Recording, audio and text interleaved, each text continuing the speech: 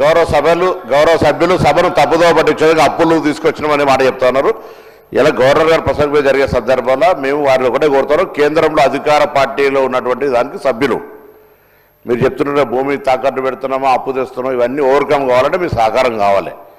గతంలో కేసీఆర్ గారు అడగలేదని కారణం మీద తప్పించుకున్నటువంటి పరిస్థితి ఇలా మేము అడుగుతున్నాం. ఈ సభ ద్వారా సభలో తీర్మానం చేసినాం అధ్యక్ష, బడ్జెట్లో పెట్టలేదని. ఇప్పుడు బడ్జెట్ సమావేశాలు నడుస్తారు. ఒక ప్రతినిధి బృందం పోయి కొన్ని అంశాలను ముఖ్యమంత్రి గారు మొత్తం కేబినెట్ మంత్రులు అనేక సందర్భాల్లో కలిసి చెప్తున్నాం అధ్యక్ష. మీరు వారికి ఆ విధంగా సూచన చేయండి అధ్యక్ష. ఈ తెలంగాణ అభివృద్ధికి సంబంధించి ఇద్దరు మంత్రులు ప్రాతినిధ్యం వహిస్తూ ఉన్నారు. వారి పార్టీ తరఫున ఎప్పుడు కూడా మహేశ్వర్ రెడ్డి గారు మనం ఈ రాష్ట్రంలో ఉన్నటువంటి దీన్ని వక్రీకరించే ప్రయత్నం తప్ప కేంద్రం నుంచి తెచ్చినామని చెప్పి ఛాతీ నిలబెట్టి చెప్పుకున్నటువంటి సభలో ఉండేటువంటి అవకాశం రావాలని కోరుకుంటున్నా.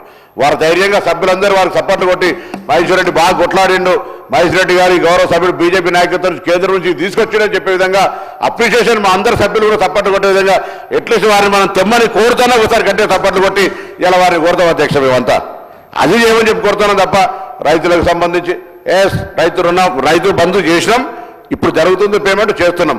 2 లక్షల రూపాయల రుణమాఫీ ఎక్కడన్నా కాకపోతే చెప్పండి, తప్పకుండా 2 లక్షల లోపల రూపాయల రుణమాఫీ ఒక కుటుంబానికి సంబంధించి ఉన్నాయన్నీ కూడా తీర్చినాము. వేదిక సభలో కూడా ఆ మాట చెప్తాను ఇలా ప్రభుత్వ పక్షాన. 2 లక్షల పై ఉన్నటువంటి వాళ్ళని మీరు ప్రొవోకేషన్ చేస్తే దాని మీద ఎన్నికల మేనిఫెస్టోలో 2 లక్షల లోపలనే చెప్పినాం. కాబట్టి నిర్మల్లో కూడా ఇచ్చినాం అధ్యక్ష. వారి లెక్క మొత్తంగా రేపు పొద్దున ఆన్లైన్ డాటా వారికి ఏ ఊర్లో ఏముందో అక్కడ మా నాయకులు చెప్తాం. ప్రతి ఊర్లో ఫ్లెక్స్ చేయమని చెప్తాం.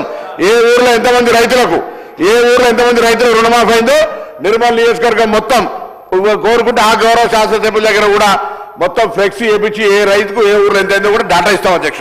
కాబట్టి ఉంది కదా రాజకీయ వివక్ష, ప్రతిపక్ష శాసనసభ్యులు నిర్లక్ష్యం చేయాలని ఏం లేదు అధ్యక్ష.